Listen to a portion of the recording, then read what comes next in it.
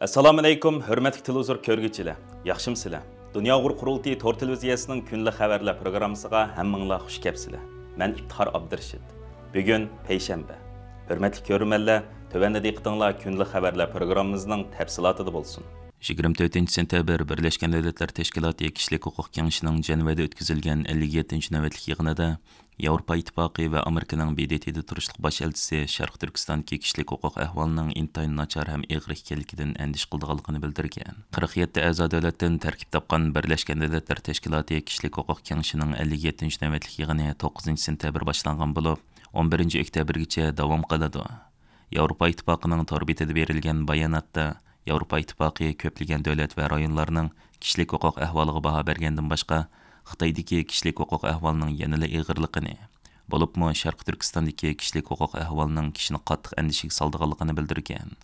Bayonotda mundaq deyilgan: Yevropa İttifaqı Xitoyning intayin ig'ir kishilik huquq ahvolidan andish qildi. Birleşken Devletler Teşkilatı nazorat organlari va alayda dokladchining ko'plagan dokladlari, bo'libmi kishilik huquq oliy komissarlik ishxonasining Xitoyning Uyg'urlarning kishilik huquq ahvoli haqidagi doklati shuni isbotladiki, Xitoy hukumati va Birleşken Devletler Teşkilatı kishilik huquq aparatlari Xitoydagi kishilik huquq ahvoliga jiddiy ko'ngil bo'lish kerak.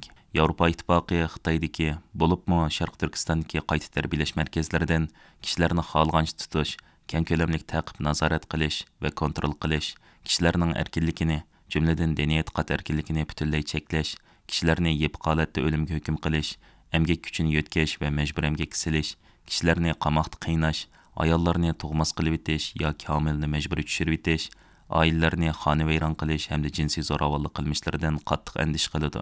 Uningdan boshqa bu yig'inda Amerikaning BDT'da turishliq bosh elchisi Michel Taylor bayonot e'lon qilib, BDT'ning kishilik huquq doklati e'lon qilinib 2 yil o'tgan bugungi kundami Xitoydagi kishilik huquq ahvolida qilchilik yaxshilanish bo'lmaganligini bildirgan. Michel Taylorning ta'kidlashicha, mazkur dokladda Xitoyda Uyg'ur va boshqa musulmon millatlarni kamsitish, ularni xohlagancha tutishning ig'irligi, bularning xalqaro jinoyat, bo'libmi insoniyat qarshi jinoyat shakllantirgan bo'lish mumkinligi aniq o'tirib qo'yilgan bo'lsa-mu, 2 yildan beri Xitoy bu qilmishlardan qo'l uzish u yoqda tursin, uni inkor qilgan hamda kishilik huquq oliy komissarlik ishxonasining takliflarini rad qilgan. Yaqinqi mezgilda o'tkazilgan kishilik huquq yig'inlarida Xitoy izchil holda Sharq Turkistondagi kishilik huquq ahvoliga bo'lgan andishlarni pisandga olmagan. Michel Taylor Xitoyga chaqiriq qilib mundaq degan: Biz Xitoyni BDT bilan uchrashib biror ahamiyatli ish qilishga, kishilik huquq oliy komissarlik ishxonasining takliflarini ijro qilib, o'z mas'uliyati va va'dasini ado qilishga, jumladan xohlagancha tutilgan va nohaq tutilgan Uyg'urlarni qo'yib berishga, izderaksiz yo'qolib ketgan oila a'zolarining nadligini aniqlab, ularni oilasi bilan jam qilishga chaqiriq qilamiz. U yana har bir shaxsning insonlik huquqi va erkinligining cho'qim qo'g'dilishi kerakligini, har qanday davlatning xalqaro kishilik huquq ahdnomasiga rioya qilib, o'z davlatidagi kishilik huquqni qo'g'dashga mas'ul bo'lish kerakligini ta'kidlagan.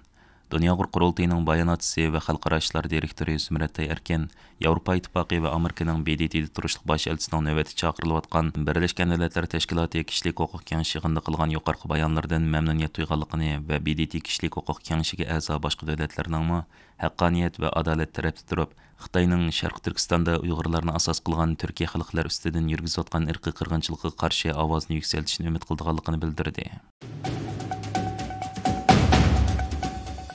Birleşken Devletler Teşkilatı'nın 79. navbatlik umumiy yig'inida Türkiye Prezidenti Recep Tayyip Erdoğan Uyg'ur masalasini tilga ilib, Uyg'urlarning haq-huquqi va erkinliklarini qo'g'dash uchun Xitoy bilan so'zlashayotganligini bildirdi. Erdoğan 25 sentyabr BDT'ning Nyu-Yorkdagi bosh shtabida so'zlagan nutqida mundaq dedi: Xitoyning zamin butunligini nazarda tutgan holda, biz bilan kuchli tarixiy, madaniy va insoniy munosabat bo'lgan Uyg'ur turklarining aqlli haq-huquqi va erkinliklarini qo'g'dash uchun Xitoy bilan so'zlashyapmiz. Türkiye Prezidenti Erdoğan'ның mazkur bayonoti bir qism Uyg'urlarni mamnun qilgan bo'lsa-mu, ammo Turkiyadagi o'qitish partiya vakillarini rozi qila olmadi. Turkiya İYİ partiyasining tashqi siyosatga mas'ul muavin raisi, sobiq parlament a'zosi Ahmet Kamil Erozan apandi Erdo'g'anning bayonidagi Uyg'urlar haqidagi so'zlarida yangilik yo'qligini tilga ilib mundaq dedi: Recep Tayyip Erdo'g'anning nutqi Birleşken Devletler Teşkilatı umumiy yig'inini zilzil keltirdi deyilgan edi.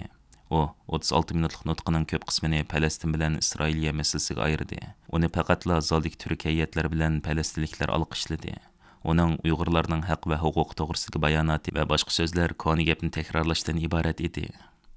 Uzun yıllardan buyon Uyg'ur masalasi ko'ngil bo'lib kelayotgan sobiq parlament a'zosi Fahrettin Yo'qush apandining qarashicha, Prezident Erdo'g'anning bu nutqida samimiylik yo'q ekan. U mundaq dedi: Agar Uyg'ur masalasida samimiy bo'lgan bo'lsa, Birlashgan Davlatlar Tashkiloti Kishilik huquq komiteti Uyg'urlar to'g'risida tayyorlagan dokladni tilga ilib turib, butun dunyo davlatlarini Uyg'urlarga ega chiqishga chaqirsa bo'ladi. Chunki mazkur dokladda Uyg'urlar duchor bo'layotgan kishilik huquq dafsanchiligi, irqiy qirg'inchilik o'ttirib qo'yilgan. Türkiye Prezidenti Recep Tayyip Erdoğan hozirgacha 14 qitim Birlashgan Davlatlar Tashkiloti umumiy yig'inida so'z qilgan bo'lib, faqat 4 qitimliqida Uyg'urlarni tilga olgan. U Falastin, Rohingya va boshqa musulmonlarning masalasini tilga olgan bo'lsa-mu, ammo ko'p qitimliqida Uyg'urlarni tilga olmagan edi. Amerika Davlat Majlisi a'zolari Uyg'ur majburiy emkining oldini olish qonuniga xiloflik qilish xatiri bo'lgan yo'chiqlarni vaqtida bayqab, uningga qarshi tadbir almoqda ekan. Kanadaning Bureau Tori 24 sentabr e'lon qilgan xabarga qaraganda, Amerika Davlat Majlisi Kengash palata a'zosi Marco Rubio bilan Jeff Merkeli Kanada Savdo ministri Mari Inga xat yozib, Kanadaning hozir Xitoyning Sharq Turkistondagi majburiy emgak mollarini Amerikaga eksport qilgan orqa darvoza bo'lib qolganligini bildirgan. Amerika Davlat Majlisi a'zolari bu xatida Kanadaning qonun ijro qilish organlaridan umidsizlanganligini bildirgan. Chunki bu organlar Xitoyning kishilik huquqini dafsan qilishga chetishlik mollarini Shimol Amerika bozoriga kirishiga yo'l qo'ygan. Buning bir misoli shuki, Amerika Uyg'ur majburiy emkining oldini olish qonuni bo'yicha cheklagan Xitoyning kun taxti mahsulotlari Kanada orqali Amerikaga kirishga boshlagan. Ammo Amerika tamoshnisi ularni to'sib olgan. Xabarlardan ma'lum bo'lishicha, Xitoy hozir Shimol Amerika savdo kelishimidan foydalanib, temir mahsulotlarini Meksikada ishlab, Amerikaga eksport qilishga urinayotgan bo'lsa, majburiy emgak mollarini Kanada orqali Amerika bozoriga kirgizishga urinmoqda ekan. Amerika Kengash palata a'zosi Jeff Merkeli 24 sentabr o'zining to'rbitida bergan bayonotida, Amerika Davlat Majlisi ham uning Xitoy ishlari komitetidagi 4 a'zoning Amerika, Kanada va Meksika savdo vakillariga xat yozib, bu 3 davlatning Shimol Amerika savdo kelishimiga qat'iy amal qilib, Xitoydan kelayotgan majburiy emgak mollarini cheklashni, ya'ni bu 3 davlatdan biriga kelgan majburiy emgak mollarining boshqa davlatga berib qilishining oldini olishni, bu jihatdagi hamkorlikni kuchaytirishni talab qilganligini bildirgan. Hurmatli ko'ruvchilar, yuqorida diqqatingizga kunlik xabarlar programmamizning tafsilotini sundik.